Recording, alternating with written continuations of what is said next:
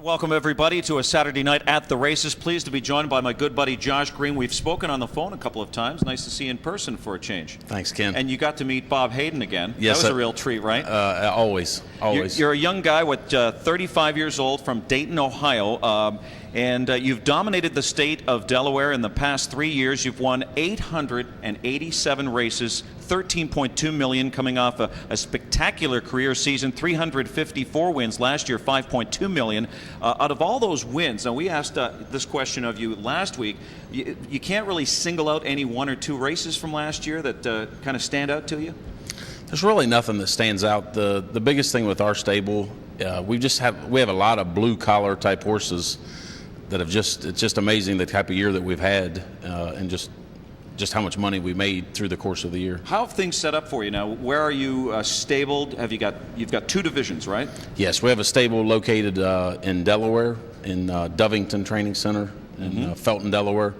And then at the beginning of this past year, we opened up a stable in New Jersey at Winners International. Now, you won titles last year at Dover Downs, right? What, yes. 5 of the last 6 of the last 7, something like that? Something like that, right? You've lost count. It seems that you're playing the numbers game here. Also, you were a leading trainer at Yonkers. Yes. Right? Yep, we had a very good year at Yonkers. Almost won at Chester, too. Yes. Yeah, we finished second at Chester and just kind of had a good year. Wonderful stuff. Well, what are the keys, if you can come up with one or two, kind of put you on the hot seat here, what are some of the keys to your success? Is it good stable management, good help? What generates all those wins? I think it's just a combination of just daily staying on top of things. Like, I'm kind of the face of it, of the stable, but we have a great staff. I have 6 assistant trainers, great owners that just have been, very loyal to me, and it's just a combination of a lot of different people that just day in, day out, just stay on top of things. Now, you mentioned you had a great second trainer in New Jersey. Right? Yeah, Boyd Hudson Jr. kind of leads our second training group there in Jersey, kind of runs the stable, has done me a tremendous job. Now, talk about some of your standouts. A Big Business won the 2007 Matron, Sports Fancy, she raced here in series action, and Carnivorous won the Sire Stakes final here in 2008.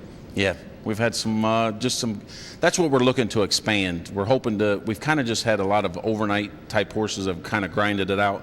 This past year we bought some more yearlings. We're looking to maybe get involved in the state. How many did you buy? We ended up buying 10. Buying 10? Buying 10 yearlings, and we're kind of looking, just trying to expand into the state. And you've got one particular owner whose name escapes me, who has been really supportive of your stable. Yes, Larry Barron. Larry who? Yeah, most people know Larry. Yeah. Larry has been just unbelievably good to me. He's a great owner, but also a good friend. Doing right by the horses. Just unbelievable guy.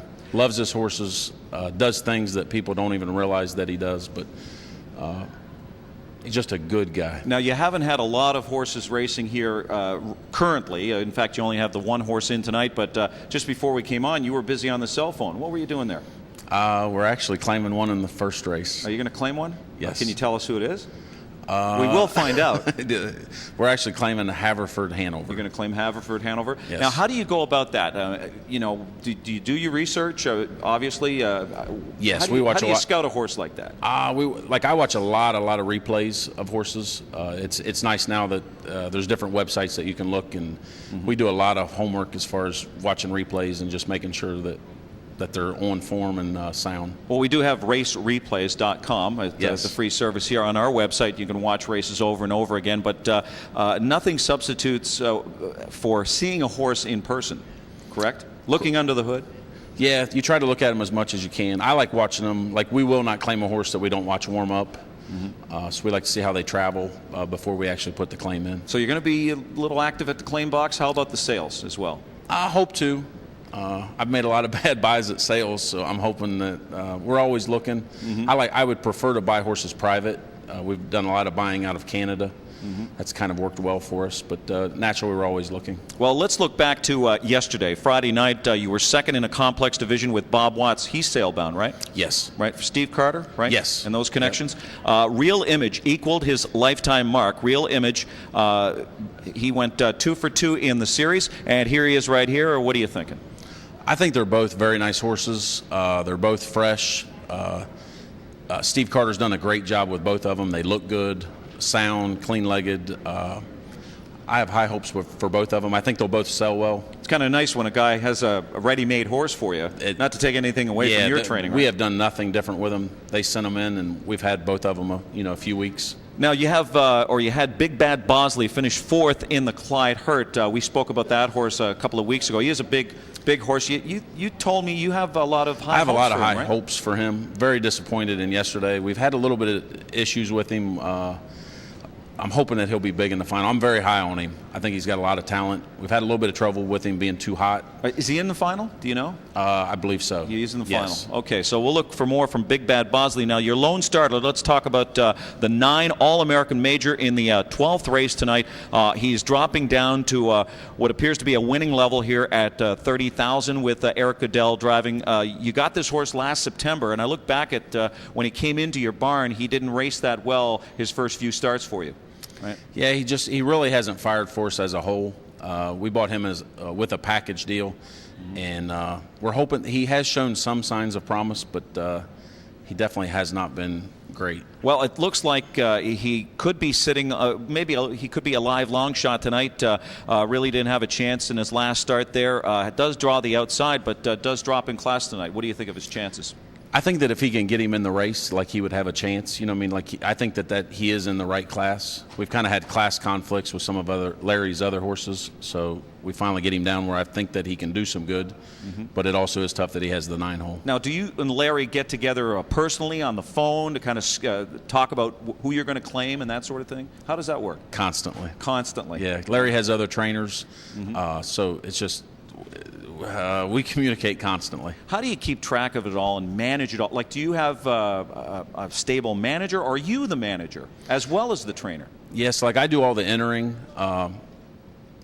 So basically, I have a great staff, but as far as from a management standpoint of entering the horses, as we have grown in size, it's just that we continually, we are very big on just being as organized as possible.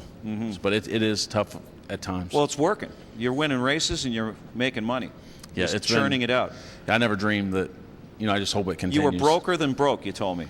Yes. Back in 2000, came to Delaware. To Delaware with 7 horses or something. Yeah, I just wanted to. What was the key thing that turned it around?